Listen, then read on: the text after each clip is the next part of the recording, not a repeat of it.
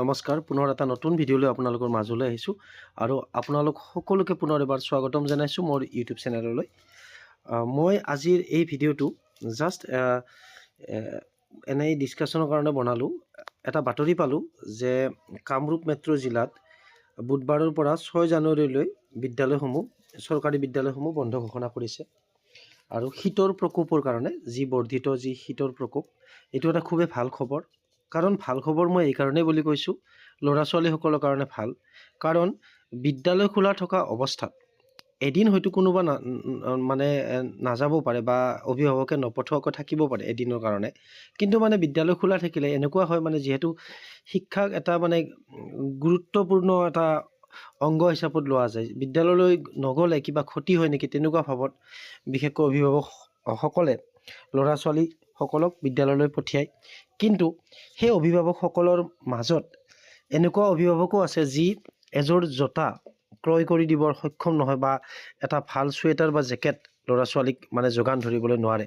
তেনেকুৱা দৰিদ্ৰ পৰিয়ালৰ পৰাও অন্তৰ্ভুক্ত কিছুমান ছাত্ৰ ছাত্ৰী আছে। আৰু সেই ছাত্ৰ ছাত্ৰী মই কোৱা বুলি নহয়, আপোনালোকে দেখিছে, সংবাদ মাধ্যমতো দেখিছে, তেনেকুৱা ধৰণৰ বহু ছাত্ৰ ছাত্ৰী আছে আমাৰ ৰাজ্যত, বিভিন্ন গাঁও এলেকাত হওক। গতিকে সেই ছাত্ৰ ছাত্ৰীসকলে ঠাণ্ডাত কঁপি কঁপিও বিদ্যালয়লৈ আহিছে। আৰু হয়তো এদিন নহয় দুদিন নহয়, কিন্তু অতিপাত ঠাণ্ডা পালে স্বাস্থ্যৰ অৱনতি হ'ব পাৰে। আৰু মই নিজেও দেখিছোঁ, অলৰেডি মই ব্যক্তিগত অভিজ্ঞতাৰ ফালৰ পৰাও কৈছোঁ, তেনেকুৱা ঠাণ্ডাৰ কাৰণে অসুখ হৈ যোৱা দেখিছোঁ। এতিয়া কথাটো কি হ'ল, ভিডিঅ'টো এই কাৰণে বনালোঁ, এইটো খবৰ আপোনালোকে নিশ্চয় পাইছে অলৰেডি, যিহেতু সংবাদ মাধ্যমত আজিকালি সকলো এক্টিভ হৈ থাকে। এতিয়া অকল কামৰূপ মেট্ৰ' জিলাতেই এই ঠাণ্ডাৰ বন্ধ ঘোষণা কৰিব নে অন্য জিলাসমূহতো এই বন্ধ ঘোষণা কৰিব, সেইটোক লৈ এটা চৰ্চা চলি আছে। আৰু মাজতে আৰু এটা বিষয় চৰ্চা চলি আছে যে ব্যক্তিগত খণ্ডৰ বিদ্যালয়সমূহে আজিৰ পৰা 4-5 দিন আগতেই ঠাণ্ডাৰ বন্ধ ঘোষণা কৰিছে। গতিকে বহুতে কৈ আছে যে তেখেতসকলৰ নিয়ম সুকীয়া নেকি, বা তেখেতসকলে গভমেণ্টৰ চৰকাৰৰ নীতি নিয়ম নামানে নেকি। আচলতে ঠাণ্ডাৰ ক্ষেত্ৰত তেনেকুৱা নীতি নিয়ম বুলি মই নাভাবোঁ বাৰু, কাৰণ তেখেতসকলে নিশ্চয় এটা ভাল পদক্ষেপে লৈছে ছাত্ৰ ছাত্ৰীখিনিৰ কথা ভাবি। কাৰণ সৰু ল'ৰা ছোৱালী বেছিভাগেই মোটামুটি LP আৰু UP ছেকশ্যনত সৰু ল'ৰা ছোৱালীয়ে বেছিভাগ পঢ়ে, ঠিক তেনেকুৱা। আৰু ঠাণ্ডা কোনো সৰু ডাঙৰ বুলিও কথা নহয়, সেইটো এটা কথা।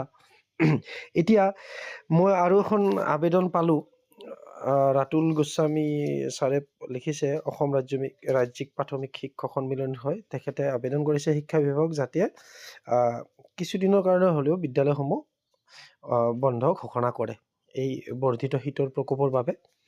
আৰু অলপ শিক্ষা বিভাগৰ ফালৰ পৰাও কোনো সঁহাৰি যে অহা নাই তেনেকুৱা নহয়। ৰণোজ পেগু ডাঙৰীয়াই, আমাৰ মাননীয় শিক্ষামন্ত্ৰী, তেখেতে আজি ঘোষণা কৰিছে যে যদি জিলা আয়ুক্তসকলে শীতৰ প্ৰকোপৰ প্ৰতি লক্ষ্য ৰাখি নিজাববীয়াকৈ সিদ্ধান্ত ল'ব পাৰে যে বিদ্যালয়সমূহ বন্ধ ৰাখিব নে নাৰাখে, ঠিক তেনেকুৱা ধৰণৰ কথা।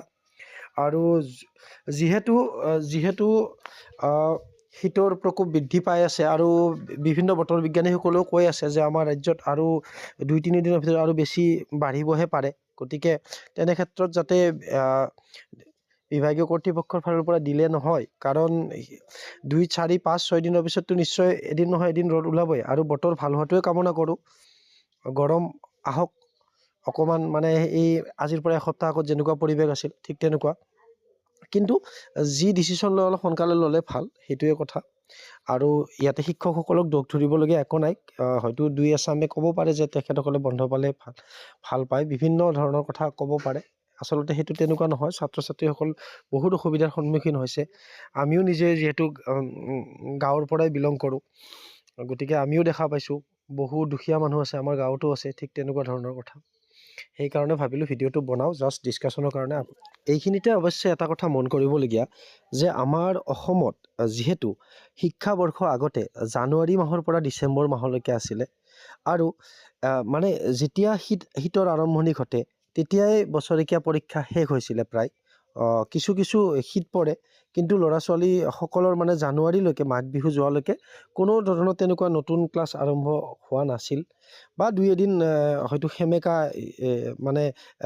বতৰৰ বাবে, শীতৰ বাবে ল'ৰা ছোৱালী কেতিয়াবা যোৱাও নাছিল 2-এদিনৰ কাৰণে। কিন্তু সেই শিক্ষাবৰ্ষটো আমাৰ ৱেডাৰৰ হিচাপত বতৰ হিচাপত বিশেষকৈ নৰ্থ ইষ্টৰ যিহেতু অসমৰ কাৰণে ভাল আছিল বুলি বিভিন্নজনে মতামত প্ৰকাশ কৰিছে আৰু আমিও অনুভৱ কৰোঁ আমিও যিহেতু তেনেকুৱা শিক্ষাবৰ্ষই পাইছোঁ কিন্তু এই 2020ৰ পৰা ক'ভিডৰ পৰা যিটো চেঞ্জ হ'ল এপ্ৰিলৰ পৰা যিটো আৰম্ভণি হ'ল তেনে ক্ষেত্ৰত এইবাৰ কিবা সাল সলনি কৰাৰ এটা যোজা চলোৱা বুলি শুনা পাইছিলোঁ কিন্তু তেনেকুৱা আৰু পিছত ইংগিত পোৱা নগ'ল বিভাগীয় মানে শিক্ষা বিভাগৰ পৰা গতিকে আপোনালোকৰ মতামতসমূহ এইটোৰ ওপৰতো আগবঢ়াব বুলি আশা থাকিলে কাৰণ শিক্ষাবৰ্ষ সলনি হ'লে কাৰণ যিহেতু ইয়াতে যদিও ডিচেম্বৰ জানুৱাৰী এই শিক্ষাবৰ্ষৰ ভিতৰতে পৰে এপ্ৰিলৰ পৰা যিহেতু হ'ব কিন্তু মানে এনেকুৱা ধৰণৰ কথা হয় ডিচেম্বৰ জানুৱাৰী মাহত ঠাণ্ডাৰ প্ৰকোপটো বাঢ়ি যায় ল'ৰা ছোৱালী যদিও বিদ্যালয় খোলা থাকে স্কুললৈ যাবলৈ ইচ্ছা নকৰে এইবাৰৰ কথা অকণমান সুকীয়া এইবাৰ শীতৰ প্ৰকোপটো অকণমান বেছিকৈ বৃদ্ধি পাইছে কিন্তু ঠাণ্ডা পৰিবই কম হ'লেও বেছি হ'লেও ঠাণ্ডা দিনত ঠাণ্ডা আহিবই কিন্তু ল'ৰা ছোৱালীবিলাকে ইচ্ছা প্ৰকাশ নকৰে গতিকে বিভিন্ন দিশ চালি জাৰি চাই মোৰ এটা ব্যক্তিগত মতামত আচলতে আগৰ শিক্ষাবৰ্ষটোৱে ভাল আছিল বুলি মই ভাবোঁ আপোনালোকে আপোনালোকৰ মতামতসমূহ আগবঢ়াবচোন আৰু ভিডিঅ'টো ধৈৰ্য ধৰি শেষলৈ চোৱাৰ বাবে ধন্যবাদ আৰু মই শেষত এটা কথা ক'বলৈ ওলাইছোঁ যদি কিবা নক'বলগীয়া কথা কৈ পাইছোঁ আপোনালোকে আপোনালোকৰ মাজৰে বুলি এজন ক্ষমা কৰি দিব ধন্যবাদ